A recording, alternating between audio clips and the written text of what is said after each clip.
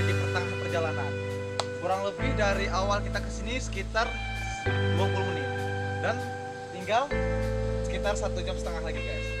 Beginilah perjalanannya, kita melewati tebing-tebing, bebatuan dan jalan yang begitu licin.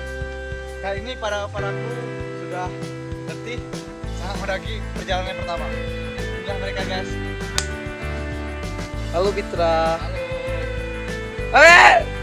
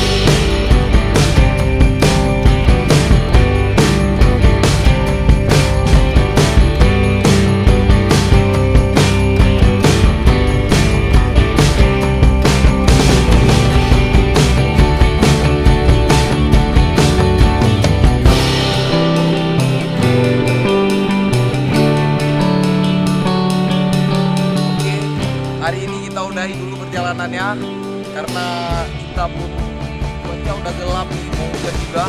Kita udahin dulu perjalanan. Gue ekspedisi